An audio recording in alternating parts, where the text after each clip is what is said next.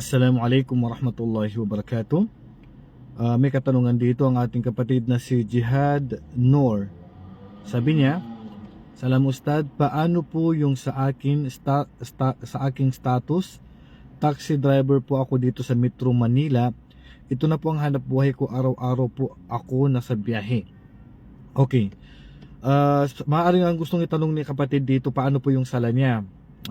Magsasala ba siya sa bawat oras nito, o pwede ba niyang pagsamahin yung dalawang sala, o pwede ba niyang paiksiin ang sala? Tandaan po natin mga kapatid, hanggat ikaw po ay nasa loob ng iyong bayan, sa loob ng iyong lugar, sa loob ng city, ay hindi po kayo matatawag na traveler. Kayo po ay residente pa rin po. So ang ibig sabihin, ang sala po ay kumpleto po ang inyong sala. Halimbawa, nasa loob ka lang ng Davao, nasa loob ka lang ng Metro Maynila, so hindi po kayo matatawag na traveler, na kung saan po yung pong naglalakbay na po ng malalayo at lumabas na po sa kanyang bayan o kanyang lugar. Ngayon, dahil hindi ka matatawag na traveler, paano po yung sala mo? So ang original po sa lahat po ng sala ay ang isagawa natin ito sa takdang oras nito.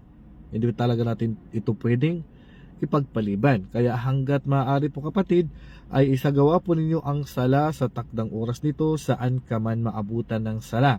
Kasi po, halimbawa bilang kayo ay isang taxi driver, so pwede naman kayo magsala sa mga gilid. Opo, may mga hardin naman dyan, may mga bakanting lote dyan, magdala ka lang ng sadyada. So pwede ka magsala doon sa mga gilid-gilid at upang hindi nyo po mapabayaan po yung pagsasagawa po ng sala.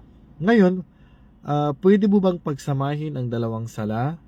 Halimbawa, ang duhur at asar dahil ikaw ay taxi driver, o ang maghrib at isya. Siyempre, hindi po ito mabigat na dahilan. Hindi po ito mabigat na dahilan ang pagiging taxi driver, kasi anytime pwede kang bumaba eh. Maliban lang kung sa tingin mo na sobrang traffic, mapupunta ka sa gitna at abot na ka ng ilang oras dito. So dahil mayroong darura kung saan ay mauubos po yung oras ng sala habang ikaw ay nasa daan, sobrang traffic, walang mapagsasalahan, nasa gitna ka ng kalsada at alam mo na natatansya mo na grabe talaga yung traffic dito. So dito, kung kinakailangan pagdating ng duhur, bago ang alis mo, ay pwede mo lang pagsamahin kasama ng asar. Pero wag gagawin na ito po ang iyong uugaliin. Kasi hindi po pwede na uugaliin mo ito. Kasi hanggat maaari ay gumawa ng paraan na makapagsagawa po ng sala sa takdang oras nito. Sabi ng Allah subhanahu wa ta'ala, inna salata kanat alal mu'minina kitaban mawquta. Katotohanan ng ang sala sa mga mananampalataya ay mayroon itong particular na oras na obligadong masunod natin. At ang pinakamainam po na gawain, ang propeta sallallahu alaihi wasallam, tinanong siya, sabi niya, as-salatu ala waqtiha.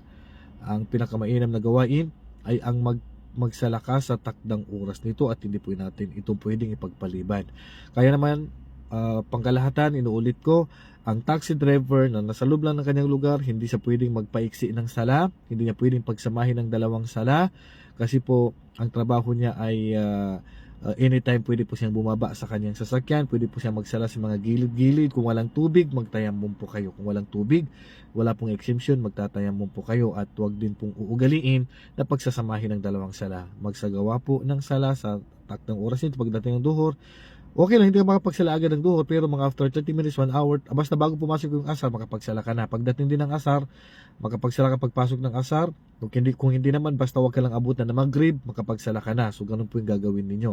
At wag pong ugaliin na lagi yung pong pagsasamahin ng dalawang sala. Kung pwedeng gawin kapag ito po ay emergency na po, pero hindi niyo po pwedeng paiksiin ang sala na gagawin ninyong dalawang rak'ah, dahil hindi po kayo traveler, kayo po ay residente pa rin po, kahit na kayo po ay nagdadrive ng taxi, nasa loob lang po kasi kayo ng inyong bayan. Wallahu a'lam.